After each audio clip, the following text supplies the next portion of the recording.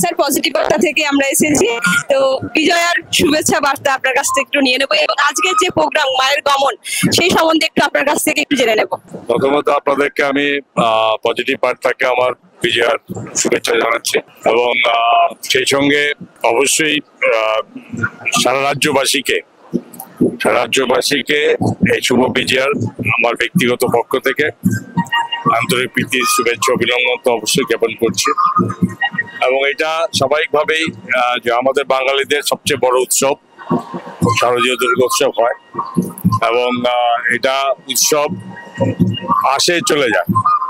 যখন উৎসব শুরু হওয়ার অন্তত এক মাস দেড় মাস আগের থেকে যে প্রত্যেকটা মানুষের মধ্যে যে একটা আনন্দের উদ্ভব হয়, সেটাকে আস্তে আস্তে যখন পুজোতে শুরু হয় ষষ্ঠী থেকে এবং সেটা ধরুন না দশমীতে চলে যায়, বিজয়া দশমীতে শেষ হয়ে যায়, সেটা এমন একটা মানে হয় যতটা আনন্দের সঙ্গে মানে গ্রহণ করা হয় মায়ের আগমনকে, যতটা অত্যন্ত দুঃখের সঙ্গে মায়ের গমনকে সেখানে করা হয়।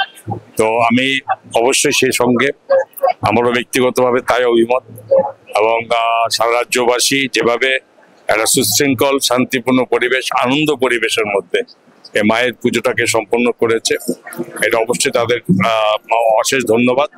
এবং এটাও ঠিক কথা যে দেখুন এইটা এমন একটি উৎসব, এটাকে বলা হয় সার্বজনীন দুর্গোৎসব। তো সার্বজনীন দুর্গোৎসবে একটাই অর্থ হতে পারে, অর্থ হয় যেখানে এই উৎসবে কোনো ধর্ম নয়, সমস্ত ধর্মের মানুষ যাদের ইচ্ছা হয় আনন্দের সঙ্গে সেখানে অংশগ্রহণ করতে পারে। তো এটা হচ্ছে সার্বজনীন দুর্গোৎসব এবং এই দুর্গোৎসবে মা এবং রাজ্যবাসীকে আমি মায়ের কাছে গমনের বেলায় বা মা প্রার্থনা করি যাতে রাজ্যের সকল মানুষের মঙ্গল কামনা করে, মানুষকে যাতে একটা সুস্থ স্বাভাবিক পরিবেশে থাকতে পারে এবং মানুষের যাতে আগামী বছর যে দুর্গোৎসবটা আসবে তার জন্য অনেক আগের থেকে প্রস্তুতি নেবে এবং আগামী বছর আরো সুফল পাবে, শান্তিভাবে তার জন্য।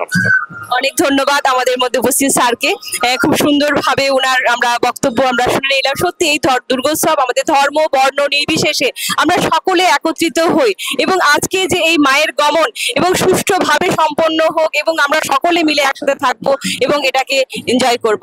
ধন্যবাদ।